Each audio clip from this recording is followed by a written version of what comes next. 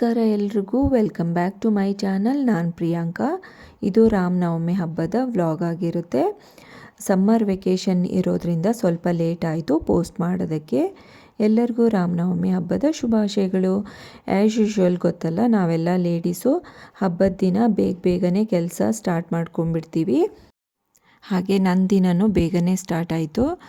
ದೀಪ ಎಲ್ಲ ಮುಡಿಸಿ ರಾಮಕೋಟಿ ಬುಕ್ಕಲ್ಲಿ ರಾಮಕೋಟಿನ ಬರಿತಾ ಇದ್ದೀನಿ. ನಮ್ಮ ಮನೆಯಲ್ಲಿ ರಾಮ್ ಪರಿವಾರ್ ಫೋಟೋ ಇಲ್ಲದೆ ಇರೋ ಕಾರಣ ಇದೇ ಬುಕ್ಕನ್ನು ಇಟ್ಟು ಪೂಜೆ ಮಾಡ್ಕೊಳ್ತೀನಿ. ಇವಾಗ ನಾನು ಮುಂಚೆ ಎಲ್ಲ ರಾಮಕೋಟಿ ಬರಿತಾನೇ ಇರಲಿಲ್ಲ, ಇತ್ತೀಚೆಗಷ್ಟೇ ಬರೆಯೋದಕ್ಕೆ ಸ್ಟಾರ್ಟ್ ಮಾಡಿದ್ದೀನಿ.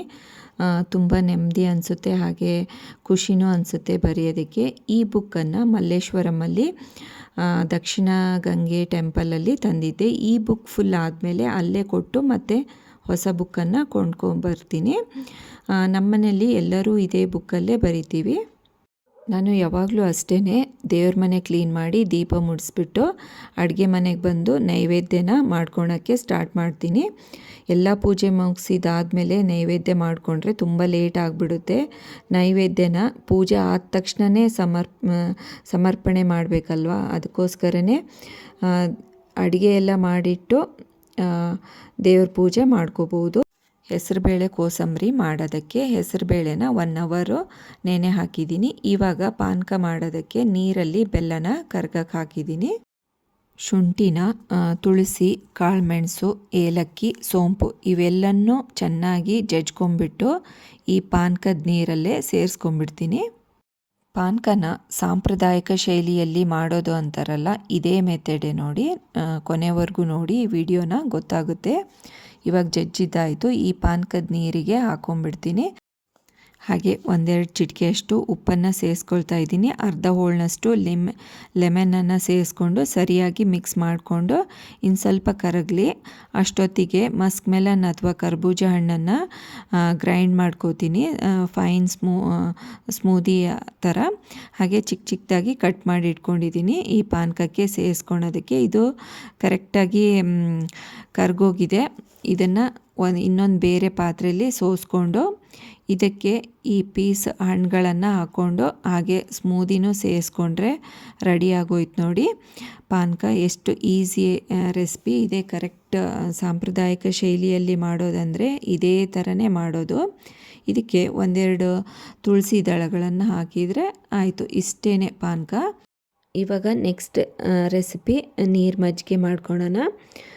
ಮಜ್ಜಿಗೆನ ಆಲ್ರೆಡಿ ರೆಡಿ ಮಾಡಿ ಇಟ್ಕೊಂಡಿದ್ದೀನಿ. ಇದಕ್ಕೆ ಒಂದು ಕುಟ್ಟಾಣಿಯಲ್ಲಿ ಜಜ್ಜಕ್ಕೆ ತುಳಸಿ ದಳ, ಶುಂಠಿ, ಕಲ್ಲುಪ್ಪು ಹಾಗೆ ಜೀರಿಗೆ ಇವಿಷ್ಟನ್ನು ಚೆನ್ನಾಗಿ ಅರೆದು ಅಥವಾ ಜಜ್ಕೊಂಡು ಈ ಮಜ್ಜಿಗೆಗೆ ಸೇರಿಸ್ಕೋಬೇಕು. ಸರಿಯಾಗಿ ಕೈ ಆಡಿಕೊಂಡು ಇದಕ್ಕೆ ಒಂದು ಒಗ್ಗರಣೆ ಕೊಟ್ಟರೆ ಆಯ್ತು ನೋಡಿ. ಒಗ್ಗರಣೆಗೆ ತುಪ್ಪಕ್ಕಾದ್ಮೇಲೆ ಸಾಸಿವೆ, ಹಸಿಮೆಣಸಿನ್ಕಾಯಿ, ಕರಿಬೇವು ಹಾಗೆ ಇಂಗನ್ನು ಹಾಕ್ಕೊಂಡು ಇದಕ್ಕೆ ಸೇರಿಸ್ಕೋತಾ ಇದ್ದೀನಿ. ಮಜ್ಜಿಗೆ ರೆಡಿ ಆಗೋಯ್ತು. ಹಾಗೆ ಸ್ವಲ್ಪ ಕೊತ್ತಂಬರಿ ಸೊಪ್ಪನ್ನು ಚಿಕ್ಕದಾಗಿ ಕಟ್ ಮಾಡಿ ಹಾಕ್ಕೊಂಡಿದ್ದೀನಿ. ಇವಾಗ ರಾಮನವಮಿ ಹಬ್ಬದ ಸಾಂಪ್ರದಾಯಿಕ ಶೈಲಿಯಲ್ಲಿರುವ ನೀರು ಮಜ್ಜಿಗೆ ರೆಡಿ ಆಯಿತು. ಹಾಗೆ ತುಳಸಿ ದಳನ ಹಾಕಿಬಿಟ್ರೆ ಪರ್ಫೆಕ್ಟ್ ಆಗೋಯ್ತು ನೋಡಿ. ಇವಾಗ ಹೆಸರುಬೇಳೆ ಕೋಸಂಬರಿನ ರೆಡಿ ಮಾಡ್ಕೊಳ್ತಾ ಇದ್ದೀನಿ. ಅದಕ್ಕೆ ಏನೇನು ಪ್ರಿಪ್ರೇಷನ್ನು ಹಾಗೆ ಏನೇನು ಹೆಚ್ಕೋಬೇಕೋ ಎಲ್ಲ ಇಟ್ಕೊಳ್ತಾ ಇದ್ದೀನಿ. ಹೆಸರುಬೇಳೆ ನೆಂದಿದೆ. ಇವಾಗ ಒಂದು ದೊಡ್ಡ ಬೌಲಲ್ಲಿ ಹೆಸರುಬೇಳೆನ ಹಾಕ್ಕೊಂಡು ಸೌತೆಕಾಯಿನ ಹಾಗೆ ಕ್ಯಾರೆಟ್ ತುರಿನ ಹಾಕ್ಕೊಂಡಿದ್ದೀನಿ. ಕುಕ್ಕುಂಬರನ್ನು ಚಿಕ್ಕದಾಗಿ ಕಟ್ ಮಾಡಿ ಹಾಕ್ಕೊಂಡಿದ್ದೀನಿ. ಹಾಗೆ ಕಾಯಿ ತುರಿ ಹಾಗೆ ಸ್ವಲ್ಪ ಕೊತ್ತಂಬರಿ ಸೊಪ್ಪನ್ನು ಸೇರಿಸಿದ್ದೀನಿ. ಒಂದು ಅರ್ಧ ಹೋಳನಷ್ಟು ನಿಂಬೆಹಣ್ಣನ್ನು ಹಾಕೋತಾ ಇದ್ದೀನಿ. 1-2 ಟೀ ಸ್ಪೂನಷ್ಟು ಚಿಯಾ ಸೀಡ್ಸನ್ನು 5 ನಿಮಿಷ ನೆನೆ ಹಾಕಿದ್ದೆ. ಇವಾಗ ನೋಡಿ ಚೆನ್ನಾಗಿ ಅರಳ್ಕೊಂಡಿದೆ. ಇದನ್ನು ಇವಾಗ ಇದಕ್ಕೆ ಸೇರಿಸ್ಕೊತಾ ಇದ್ದೀನಿ. ಇದೇನು ಟೇಸ್ಟ್ ಗೊತ್ತಾಗಲ್ಲ ಅಷ್ಟು, ಬಟ್ ಹೆಲ್ದಿ ಅಲ್ವಾ, ಅದಕ್ಕೋಸ್ಕರ ಸೇರಿಸ್ತಾ ಇದ್ದೀನಿ. ಹಾಗೆ ರುಚಿಗೆ ತಕ್ಕಷ್ಟು ಉಪ್ಪು, ಹಾಗೆ ಇದಕ್ಕೆ ಒಗ್ಗರಣೆನ ರೆಡಿ ಮಾಡಿ ಇಟ್ಕೊಂಡಿದ್ದೆ ಅದನ್ನು ಸೇರಿಸ್ತಾ ಇದ್ದೀನಿ. ಕೊನೆಯದಾಗಿ ಸ್ವಲ್ಪ ತುಳಸಿ ದಳಗಳನ್ನು ಹಾಕ್ಕೊಂಡ್ರೆ ಆಯ್ತು ನೋಡಿ. ಪರ್ಫೆಕ್ಟ್ ಆದ ರಾಮನವಮಿ ಹಬ್ಬದ ಕೋಸಂಬರಿ. ಸರಿಯಾಗಿ ಮಿಕ್ಸ್ ಮಾಡಿ ಮುಚ್ಚಿಡ್ತಾ ಇದ್ದೀನಿ. ಹಾಗೆ ಹೂವು, ಹಣ್ಣು, ಎಲೆ, ಕಾಯಿ, ಬಾಳೆಹಣ್ಣು ಎಲ್ಲದನ್ನು ತೊಳೆದು ರೆಡಿ ಮಾಡಿ ಇಟ್ಕೊಂಡಿದ್ದೀನಿ. ಈ ಹಬ್ಬಕ್ಕೆ ಮಾತ್ರ ತುಳಸಿ ದಳ ಬೇಕೇ ಬೇಕು. ತುಳಸಿ ಹಾರ ಅಥವಾ ತುಳಸಿ ದಳಗಳನ್ನು ಎಲ್ಲರೂ ತಂದೇ ತರ್ತಾರೆ. ಹಾಗೆ ನೈವೇದ್ಯನೂ ರೆಡಿ ಮಾಡಿ ಇಟ್ಕೊಂಡು ಒಂದು ಪ್ಲೇಟಲ್ಲಿ ನೈವೇದ್ಯನ ರೆಡಿ ಮಾಡಿ ಇಟ್ಕೊಂಡಿದ್ದೀನಿ. ಹಾಗೆ ತಾಂಬೂಲ ಸಮೇತನೂ ರೆಡಿ ಮಾಡಿದ್ದೀನಿ. ಪೂಜೆ ಮಾಡೋ ಕ್ಲಿಪ್ಪಿಂಗ್ಸ್ ಏನು ತೋರಿಸಿಲ್ಲ, ತುಂಬ ಲಾಂಗ್ ಆಗಿಬಿಡುತ್ತೆ ವಿಡಿಯೋ. ಆಲ್ರೆಡಿ ಪೂಜೆ ಮಾಡಿ ನೈವೇದ್ಯ ಹಿಡಿತಾ ಇದ್ದೀನಿ ಇವಾಗ.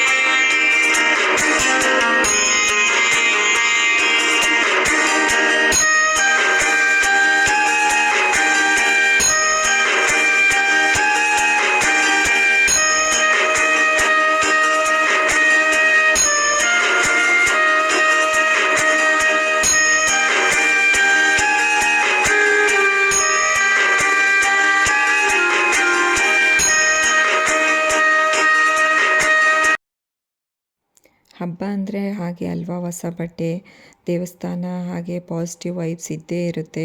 ಏನೋ ಒಂಥರ ಸಂಭ್ರಮ. ಎಷ್ಟೇ ಕೆಲಸ ಇದ್ರೂ ಆ ಕೆಲಸದಲ್ಲಿ ಬೇಜಾರು ಆಗೋದೇ ಇಲ್ಲ, ಅಷ್ಟೊಂದು ಸಂಭ್ರಮ ಇದ್ದೇ ಇರುತ್ತೆ. ಈ ಸ್ಯಾರಿನ ದೇವಸ್ಥಾನಕ್ಕೆ ಹೋಗೋದಕ್ಕೆ ರೆಡಿ ಮಾಡಿ ಇಟ್ಕೊಂಡಿದ್ದೀನಿ.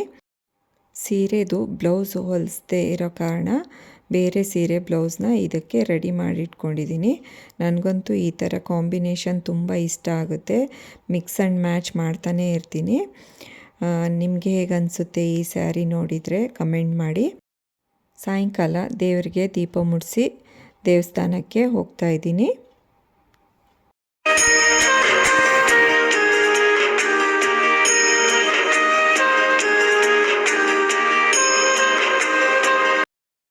ಎಲ್ಲ ಕಡೆ ರಾಮ ಮಂದಿರ ಇಲ್ಲದೇ ಇರೋ ಕಾರಣ ಆಂಜನೇಯನ ಟೆಂಪಲ್ ಅಂತೂ ಇದ್ದೇ ಇರುತ್ತೆ.